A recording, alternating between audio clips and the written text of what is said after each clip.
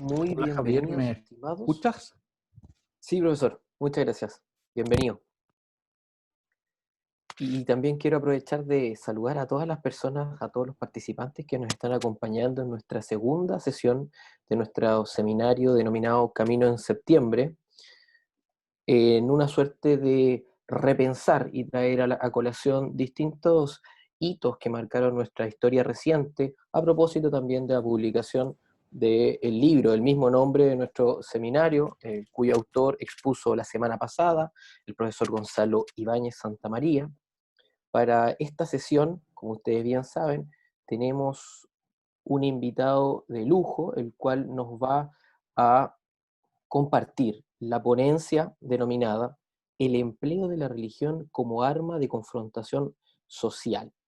El invitado que nos acompaña en esta oportunidad se llama Gonzalo Larios, es doctor en Historia Contemporánea de la Universidad de Navarra, licenciado en Historia por la Universidad Católica de Chile, profesor e investigador del Instituto de Historia de la Universidad de San Sebastián y coautor del libro Historia de Chile de 1960 a 2010. Son 6 tomos publicados por la editorial de la Universidad San Sebastián. Como usualmente realizamos nuestros eventos en la Fundación Libertad, ustedes bien saben que tenemos un ciclo de un tiempo para la presentación y posteriormente ustedes pueden ir haciendo sus preguntas en el set donde dice preguntas y respuestas, las cuales vamos a ir leyendo eh, al finalizar la ponencia. Así que, profesor, muy bienvenido y muchas gracias por su disponibilidad. Hola Javier, Sí, ¿se escucha bien? Perfecto. Gracias por la invitación. Entonces, como usted ¿comenzamos? desee. Bien, vamos a comenzar. Y aquí tenía un...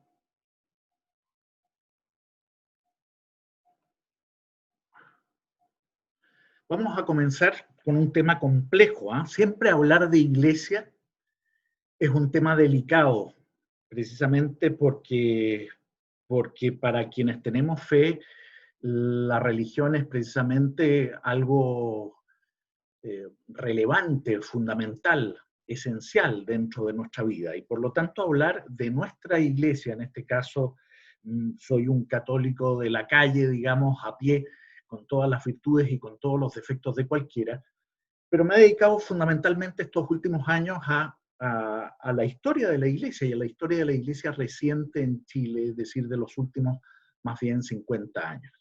Participado, como decía Javier, en un proyecto que todavía está en curso, Historia de Chile 1960-2010, que pretende precisamente acercarse a nuestra historia reciente bajo la perspectiva política, económica, cultural, de educación, de relaciones internacionales y también de iglesia. Y particularmente mi aporte como coautor de la obra ha sido en esta área. Y la verdad es que es particularmente preocupante ver, yo diría a partir de los años 60, una inclinación de nuestra iglesia hacia el ámbito político. Los problemas temporales siempre han estado presentes también en la iglesia, pero creo que a partir de los años 60 se genera un fuerte temporalismo dentro de la iglesia católica, es decir, los problemas mundanos, los problemas políticos, temporales, más allá de lo religioso y de lo espiritual, comienzan a primar y a pesar demasiado en nuestra iglesia, en una sociedad que se va haciendo también cada vez más política. La década del 60 es una década particularmente política, y la iglesia se ve afectada, por lo tanto, por esa politización. Quiero conversar con ustedes a través de una serie de personajes. A mí la historia, si no le coloco nombre y apellidos, aparece como procesos muchas veces impersonales, lejanos. En cambio, si le colocamos nombre y apellido, esos procesos comienzan a hacerse más cercanos y a entender, creo yo, la relevancia específica del ser humano en los procesos históricos. Por lo tanto, quiero centrar esta participación en dos personajes fundamentalmente que nos van a ayudar a entender lo que denomino el temporalismo, es decir, la postergación de lo espiritual y lo religioso, que es la fundamental misión de la Iglesia, religar al hombre con Dios, producto de una efervescencia, podríamos decir, de las ciencias sociales y posteriormente también de la propia revolución política. Para entender esta situación que Chile vive, hay que decirlo, no es un fenómeno exclusivamente chileno, pero Chile va a vivir estos años con particular vértigo, con particular protagonismo. Y los ojos precisamente de Latinoamérica e incluso de parte de Europa y de los Estados Unidos van a estar puestos en ocasiones en Chile como nunca quizá antes lo habían estado.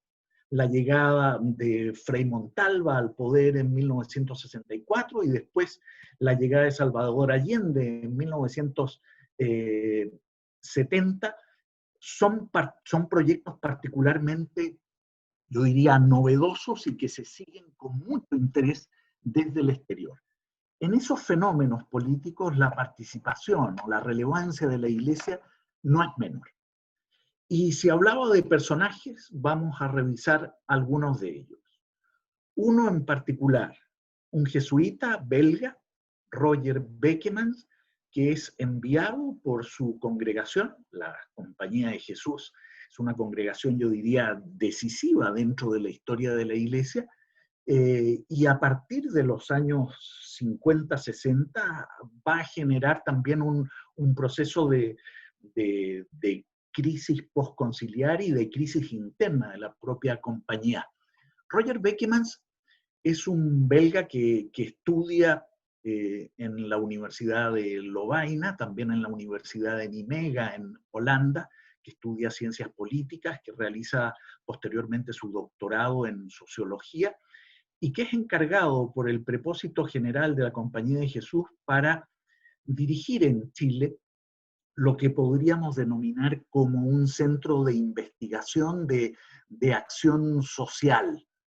Ese centro de investigación de acción social eh, tiende a vincular precisamente la tarea de la Compañía de Jesús con el ámbito socioeconómico y sociopolítico, en momentos en que las ciencias sociales comienzan a ser particularmente también difundidas y alcanzan un prestigio académico importante en el orden universitario.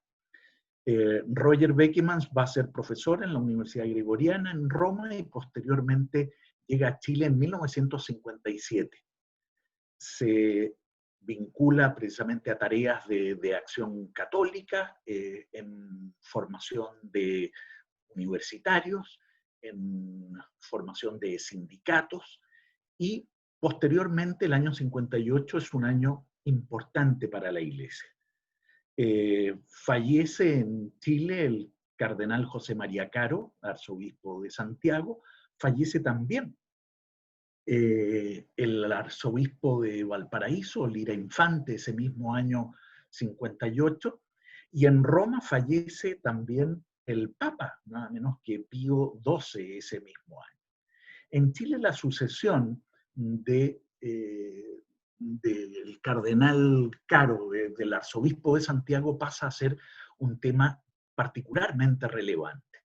Ya lo va a decir Raúl Silva Enríquez en sus memorias. Se pensaba que quien tomara ese cargo iba a tener las riendas de la Iglesia en Chile, y concretamente, vamos a ver, las tomó él.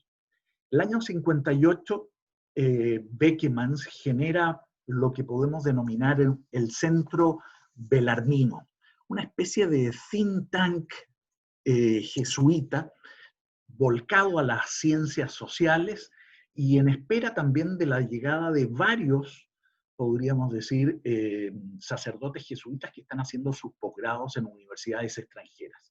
En momentos en que los doctores en Chile, en el ámbito académico, eran poco menos que contados con los dedos de las manos, es decir, los PhD eran muy pocos y los jesuitas van a tener, por lo tanto, una relevancia en el ámbito de la formación. Ese centro belarmino va a generar una serie de organizaciones en su interior.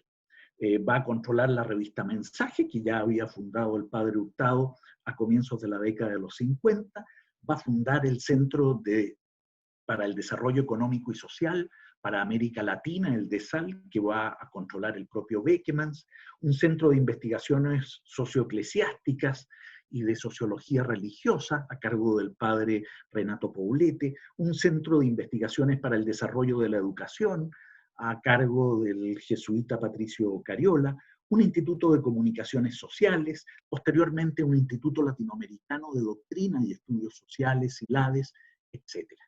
En otras palabras, un verdadero think tank en donde comienzan a influir fundamentalmente en el ámbito de las políticas públicas y particularmente en el Partido Demócrata Cristiano, que precisamente en 1957 había pasado a ser la Falange a la Democracia Cristiana.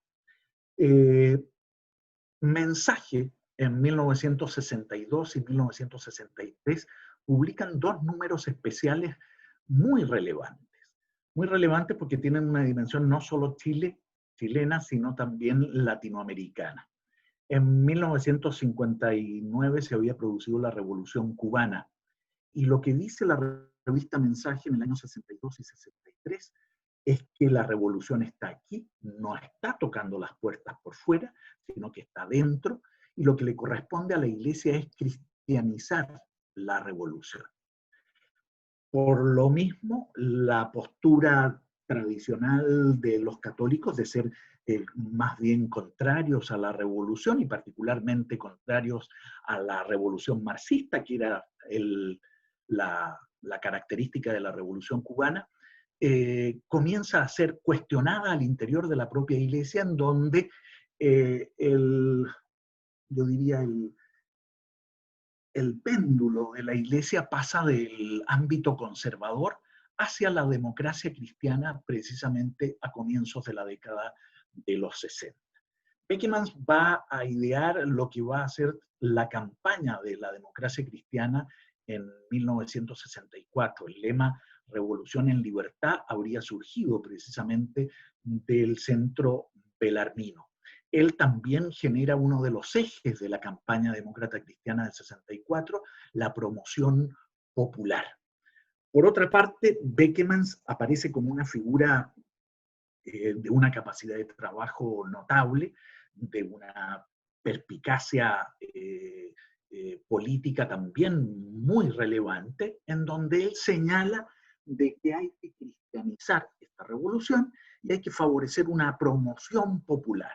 Parte importante de la sociedad chilena está marginada del ámbito político y económico y hay que incorporarlos a través precisamente de esta revolución en libertad que buscaba como objetivo evitar concretamente la llegada del marxismo al poder.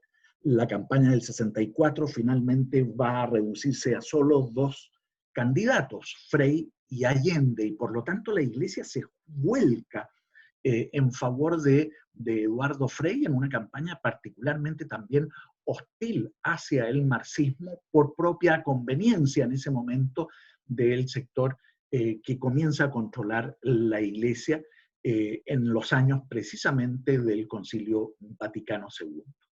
Nada más ganar la elección Eduardo Frei, se genera un seminario en la Universidad Católica el año enero del 65 que se denominó el Triángulo.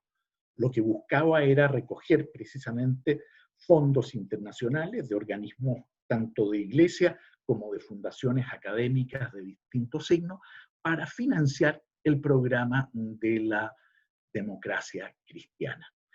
Al mismo tiempo, al día siguiente de ser electo Eduardo Frei, le escribe una carta al Papa Pablo VI en la cual le señala la importancia de su victoria electoral, le hace referencia también de que Beckman ha estado con él en febrero, con el Papa, y que ahora le recuerda lo que le habría señalado Beckman, la necesidad de generar un centro de formación de élites podríamos decir, cristianas en Latinoamérica a través de lo que posteriormente va a ser el Instituto Latinoamericano de Desarrollo Social, ILADES, que se genera precisamente en 1965, producto de las gestiones de Beckemans y del propio Eduardo Frei.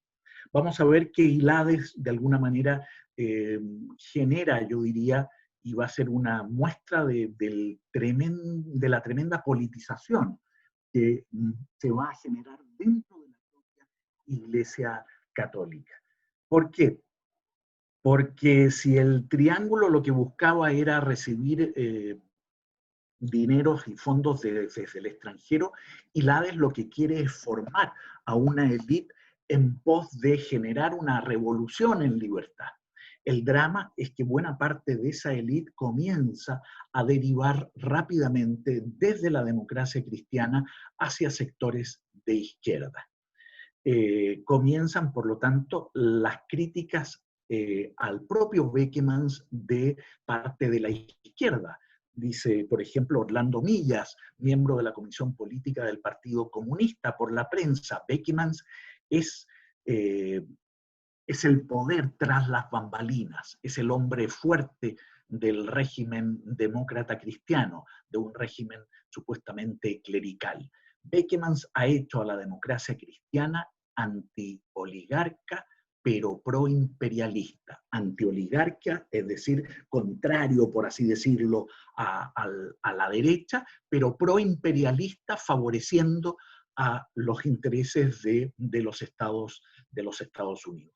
Las críticas a Beckemans no solo son de parte de la izquierda, también van a ser de la derecha, que ven que este sacerdote, en definitiva, y buena parte de los organismos que ha generado, han terminado por propiciar un cristianismo marxista.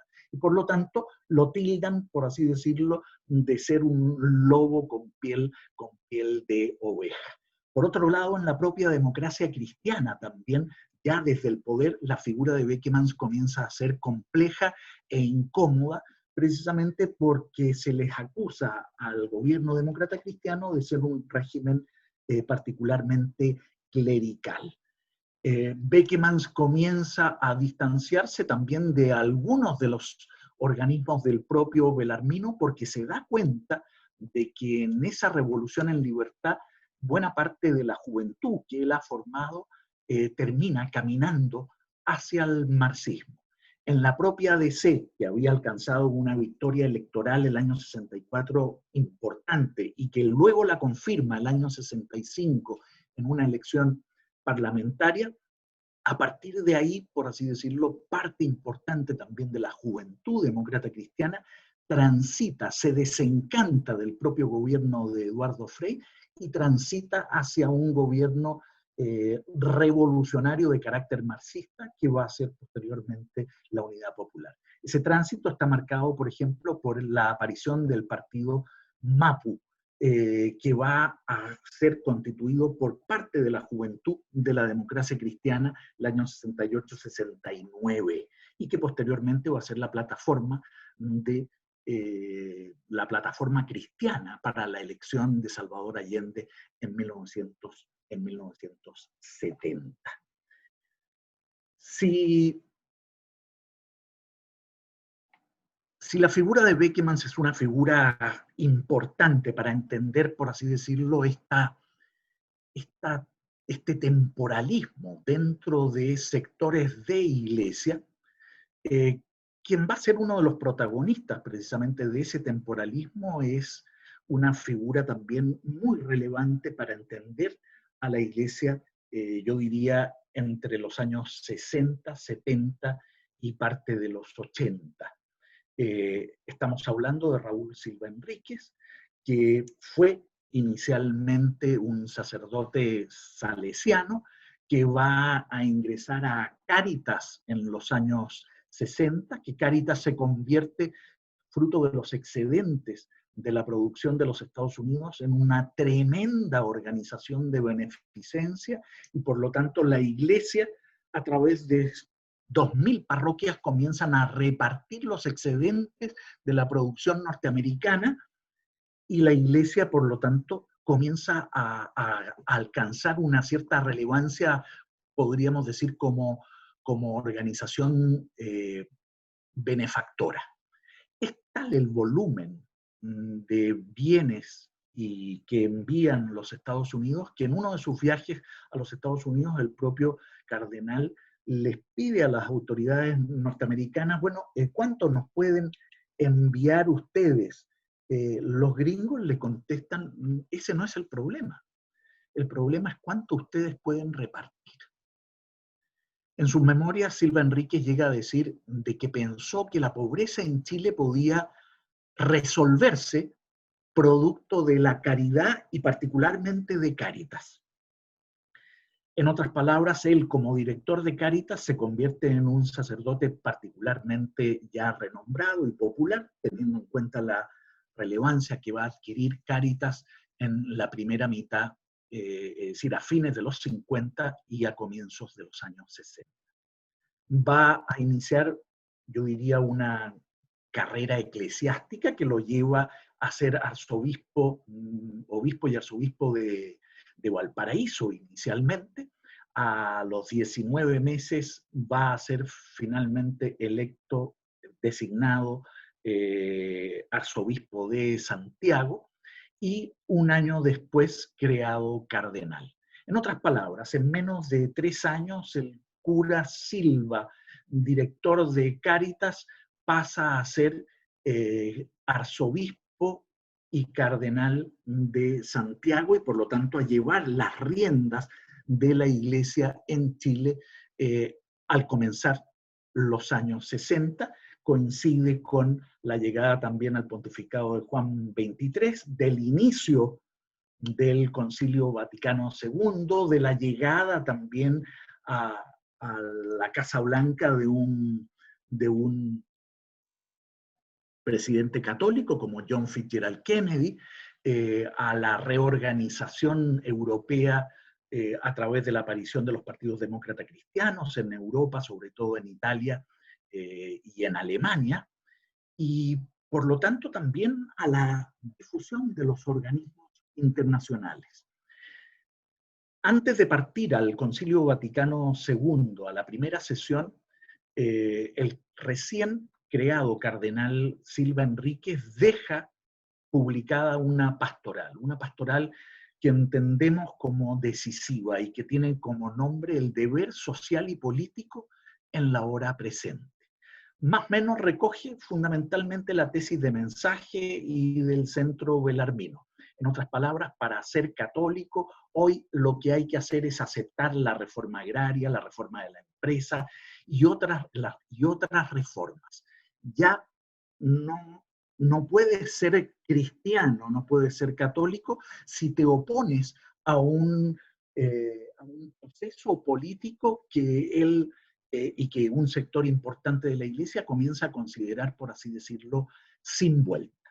Ese deber social y político en la hora presente le va a doler mucho al presidente en ese momento, que es Jorge Alessandri, y va a decir, pero ¿por qué la iglesia? Yo siendo, dice Alessandri, siendo un católico de la calle, siendo un católico practicante, ¿por qué esta crítica tan profunda hacia el propio régimen de Alessandri y al mismo tiempo un compromiso tan concreto con el programa de la democracia cristiana que se genera inmediatamente después en la elección de 1964?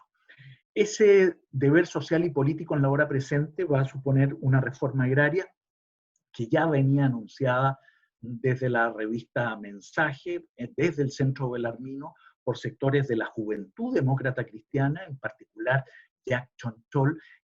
Esa reforma agraria no es una reforma que busque particularmente mejorar la producción del agro o generar nuevos propietarios. Finalmente, esa reforma agraria no va a generar nuevos propietarios en la tierra.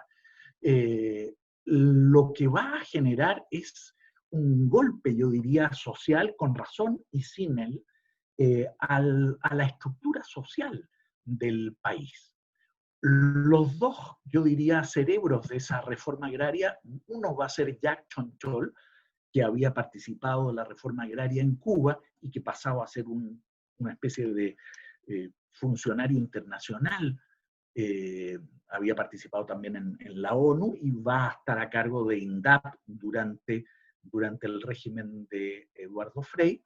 Y el otro, Gonzalo Arroyo, que precisamente había sido un jesuita que aún estudios en el exterior, que va a ser el principal asesor de la Iglesia en materia de reforma agraria.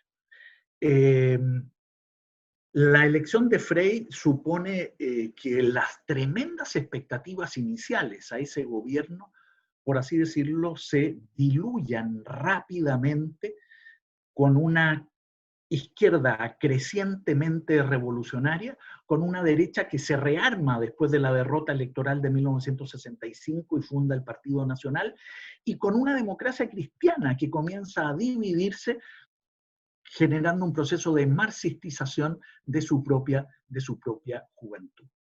La Iglesia vive los últimos años 60 con particular, yo diría, estremecimiento. Por un lado, se produce la toma de la Universidad Católica de Valparaíso y posteriormente de la Universidad Católica en Santiago, y la Iglesia favorece una serie de reformas en donde pide a la juventud que encabece ese proceso, repito, en una década particularmente rebelde y revolucionaria. Por otro lado, un año después, exactamente de la toma de la Universidad Católica, se produce la toma de la catedral. Hoy, la verdad es que las tomas no nos llaman la atención, no generan ningún impacto. Probablemente mañana el jardín infantil de acá al frente, digamos, los niños de 4 o 5 años se lo tomen y ya no nos llamen la atención. Pero que en 1968 se tomara la Catedral de Santiago, se colgaran lienzos con la efigie del Che Guevara y de Camilo Torres, la verdad es que generó tremenda polémica, si no escándalo.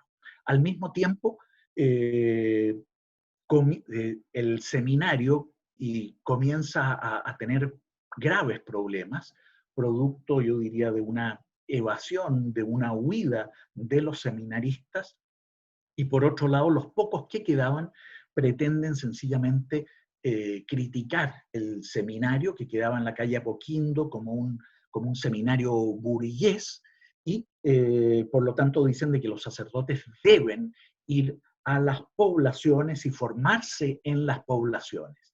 Hay unas instrucciones pastorales de 1968, donde se les pide de que los estudios de filosofía y teología se realicen por correspondencia, es decir, por correo. Bueno, irse a las poblaciones el año 68, 69, era efectivamente en pleno espíritu revolucionario. El propio Gonzalo Arroyo va a favorecer comunidades rebeldes, en otras palabras, comprometidas con el ideario marxista. El propio Gonzalo Arroyo va a ser militante del MAPU y posteriormente va a favorecer los 80, que se van a reunir con Fidel Castro en 1971 cuando visite Chile, y posteriormente dan origen a los cristianos por el socialismo.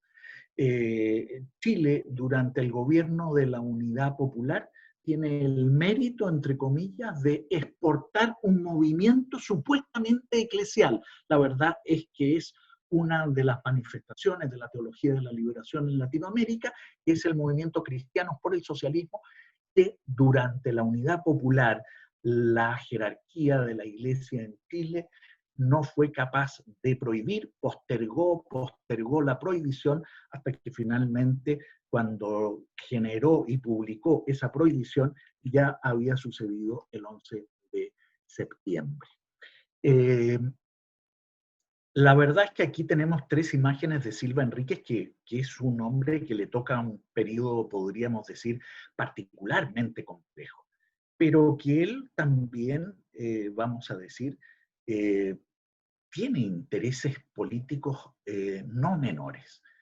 En las conversaciones de Toledo, una reunión eclesial que se produce en España en 1973 y que supuestamente era reservada, pero que al año siguiente se publicó, podemos captar perfectamente cuál era el pensamiento de Silva Enríquez.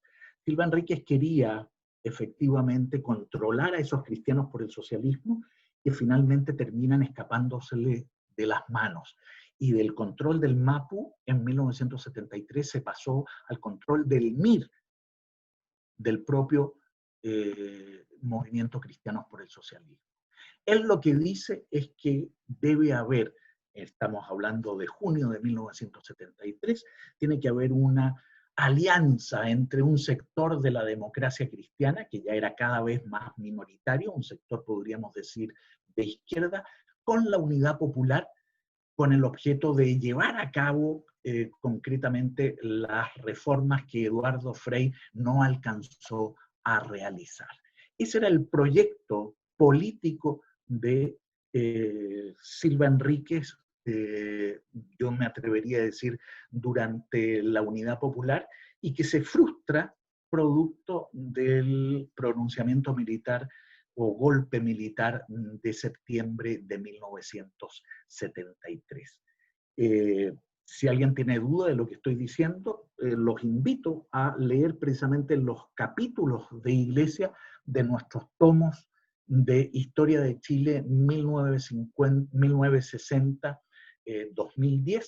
En este momento estamos investigando ya los primeros años del régimen militar, pero que los primeros tomos han hecho referencia a los años que acabo de relatar. Yo creo que ya me pasé del tiempo. No, todavía estamos dentro del margen, si es que tiene algún otro, algún broche dentro de la Sí, presentación, tenemos por tiempo. yo quisiera redondear la idea inicial. ¿Se acuerdan? La del temporalismo. Porque uno se podría preguntar, bueno, ¿y dónde está la tarea propiamente eclesial de la Iglesia en estos años? Yo me atrevería a decir de que queda postergada. Queda postergada en momentos en que, repito, la crisis no es solo en la Iglesia en Chile, pero que Chile vive esa crisis con particular protagonismo. A ver, órdenes religiosas como los jesuitas, los Sagrados Corazones, la Holy Cross, van a vivir, para no decir otras también, van a vivir una verdadera sequía de vocaciones y un tremendo abandono también del ministerio sacerdotal por parte de sus propios miembros. Y eso no solo va a ser relevante en el ámbito, yo diría, de las órdenes religiosas, sino también en el clero diocesano.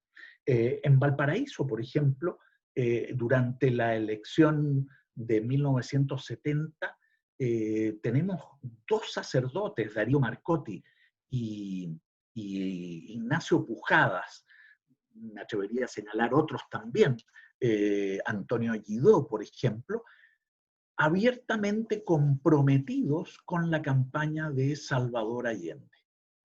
Varios de ellos abandonaron el sacerdocio. En el caso de Darío Marcotti, asesorando precisamente a Aldo Francia en la filmación de la película Ya no basta con rezar, que hace referencia precisamente a una especie de cura obrero durante el gobierno de Frei, pero filmada en 1972. En otras palabras, esa tensión, esa, yo diría, crisis dentro de la Iglesia, me temo que es producto fundamentalmente del entorno y particularmente de este temporalismo, en donde los asuntos temporales postergan, recluyen al rincón, por así decirlo, lo propiamente espiritual y religioso, que es la principal misión de la Iglesia.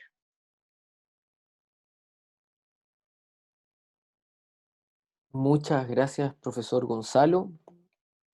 Nos llegan bastantes comentarios agradeciendo su ponencia, una conferencia muy esclarecedora y profunda de nuestra historia reciente. precisamente porque el objeto de este seminario es estudiar nuestro pasado para poder evitar ciertos caminos que tuvieron desenlaces por todos conocidos. Ahora vamos a pasar a nuestra ronda de preguntas y nos gustaría comenzar consultando a raíz de la figura de el padre Osvaldo Lira. Nos hemos referido de dos sacerdotes por este lado y sería interesante que usted nos hiciera una aproximación respecto a la figura del padre Osvaldo a raíz de este periodo y también de la influencia que tuvo, por ejemplo, en el pensamiento de personas como Jaime Guzmán. Sí, a ver, eh, yo he hablado aquí de los 80, de la iglesia joven, de los cristianos por el socialismo, porque efectivamente son los que terminan horquillando, me atrevería a decir, a la jerarquía. Tú mencionaste a Jaime Guzmán y al padre Osvaldo Lira. Ambos fueron amenazados por el propio cardenal Silva de excomunión, lo que demuestra hasta qué punto también había un doble estándar en la situación que se vivió en aquellos años. Osvaldo Lira va a ser un sacerdote de los padres franceses, con una formación tomista notable, que sale de Chile precisamente en los años 50, producto de disputas con miembros del propio Partido Conservador, y que va a vivir en España durante varios años, regresa a Chile, va a ser profesor en la Universidad Católica de Valparaíso, va a serlo también en la Universidad Católica en Santiago, y yo diría sobre todo en la formación de filosofía tradicional, de filosofía atomista, en jóvenes universitarios. Me atrevería a decir de que Osvaldo Lira, junto con Jaime Izaguirre, por ejemplo, son de los grandes maestros de la segunda mitad del siglo XX en el ámbito de la juventud católica y en el ámbito de la vocación también universitaria. ¿Mm? Y lo puedo decir aquí en primera persona. El padre Osvaldo fue una figura indecisiva en mi propia vocación académica. Cuando estudiar historia precisamente no era fácil, fue precisamente el, el testimonio de un sacerdote por los cuatro costados, digamos, el que concretamente me ayudara en una vocación universitaria. Muchas gracias, profesor. Continuando con las preguntas, el profesor Gonzalo Ibáñez, al quien le extendemos un saludo, que nos está viendo además, nos pregunta, ¿cómo ve usted la iglesia hoy día? Da la impresión que la dirección que le fijó el cardenal Silva Enrique aún se mantiene, la iglesia al servicio de la democracia cristiana, es decir, siempre proclive a apoyar a opciones marxistas, una iglesia que sacraliza la lucha de clases. Bueno, a ver, la iglesia somos todos, ¿m? Todos los bautizados. Sin embargo, el Papa y la jerarquía tienen efectivamente un papel más relevante.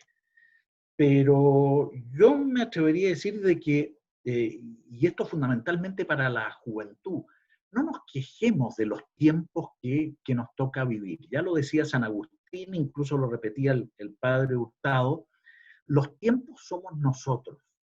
En otras palabras, si tú quieres cambiar esos tiempos, debemos partir cambiando nosotros mismos.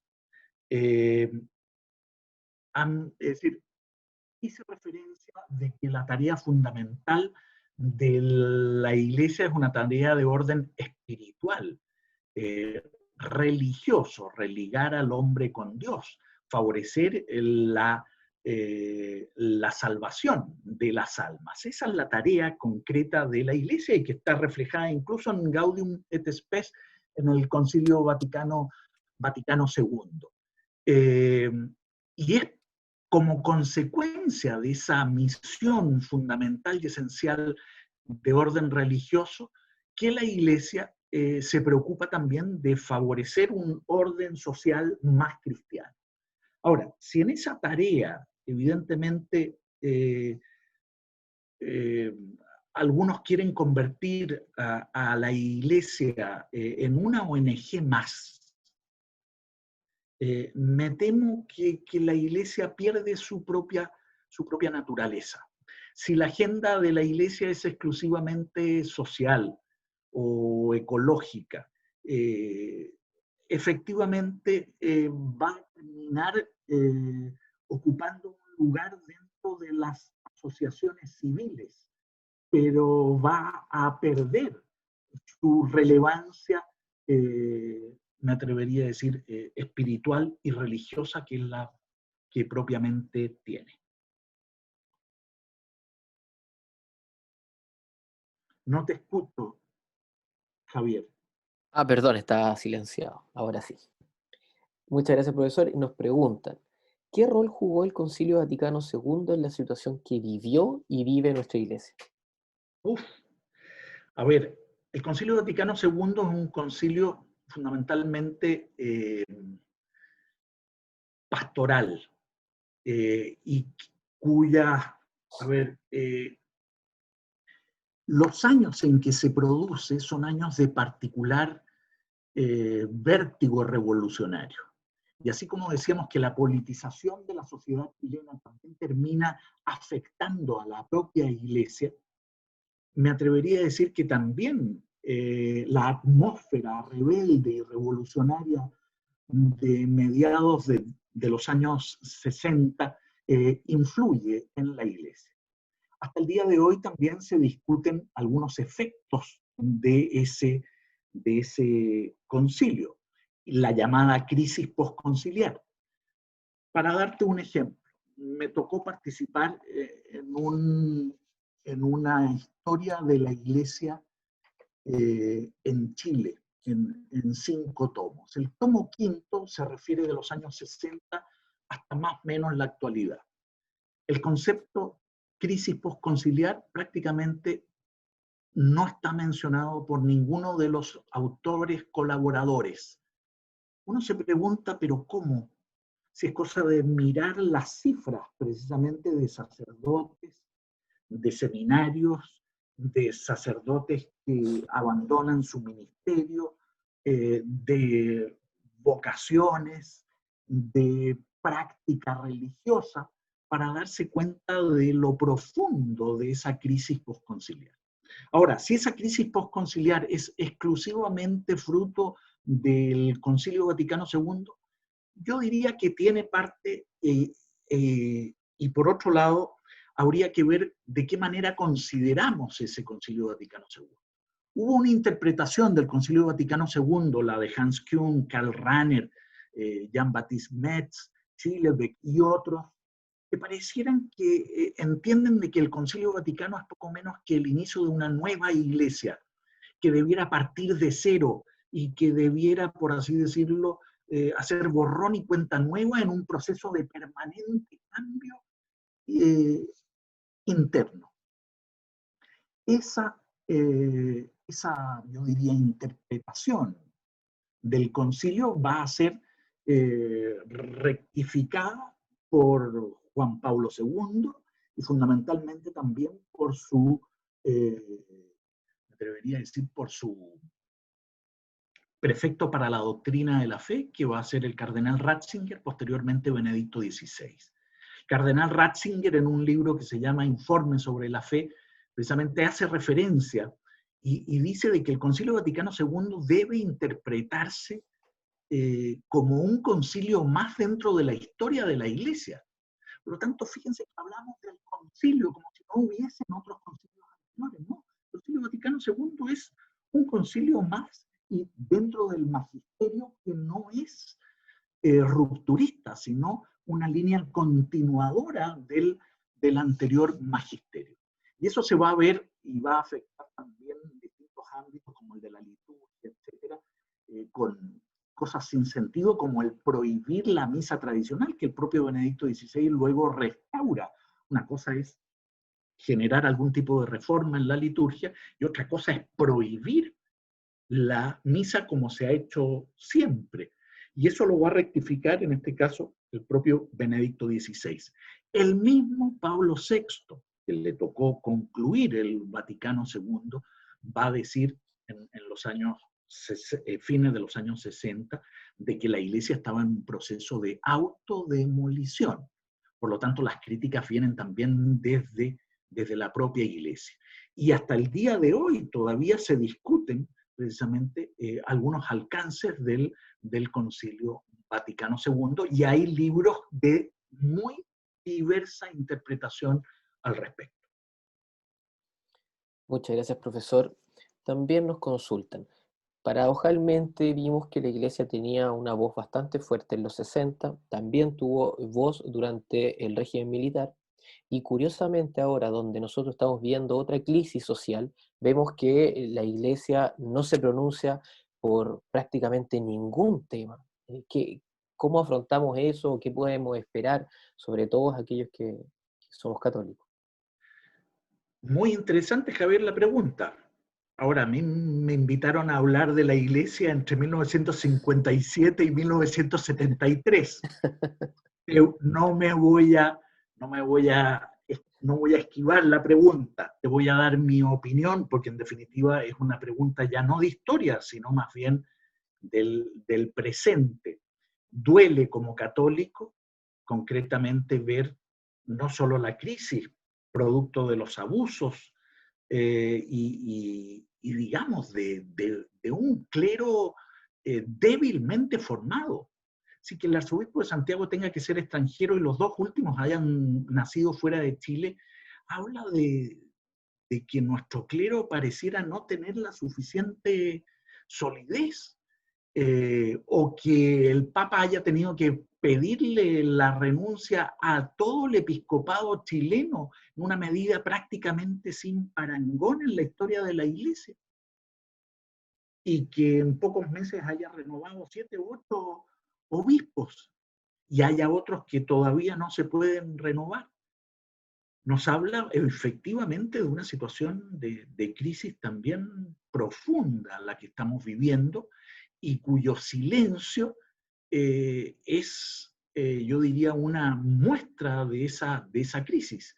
Y cuando se han manifestado, lo han hecho también en temas particularmente, yo me atrevería a decir, discutibles, como es la cuestión mapuche, y la situación que está viviendo la Araucanía en la actualidad.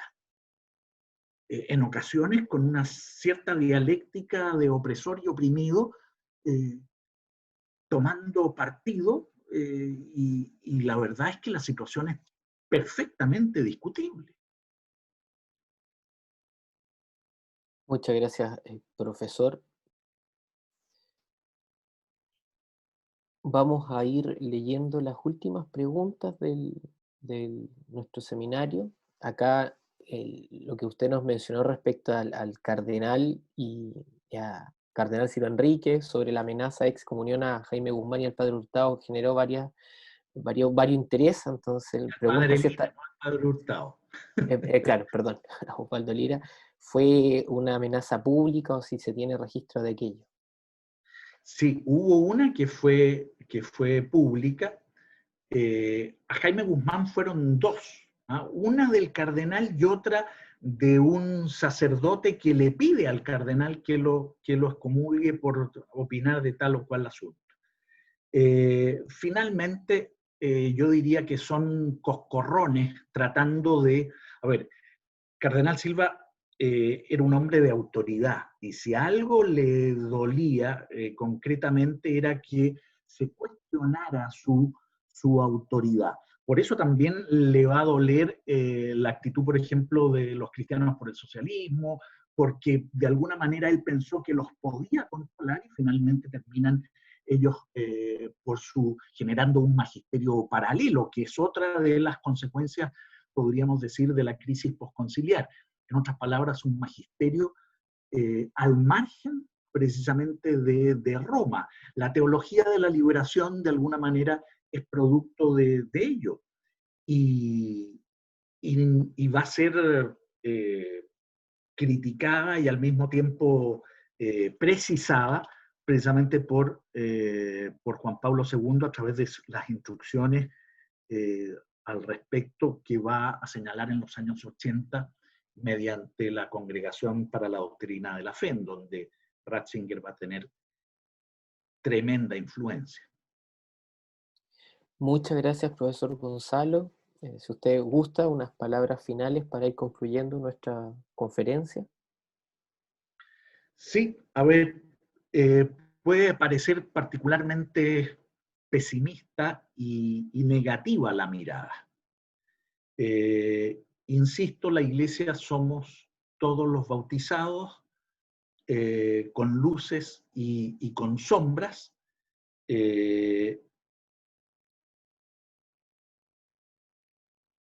Cristo dice de que al final de los tiempos precisamente esta iglesia va a triunfar, pero no nos dice si esta iglesia va a ser mayoritaria, oficialmente, finalmente en la segunda venida se puede encontrar con una iglesia reducida precisamente a minorías pequeñas o a grupos. Vivimos una época post-cristiana. Echamos de menos efectivamente otros tiempos de la iglesia, pero también tenemos que entender de que vivimos en una época post-cristiana.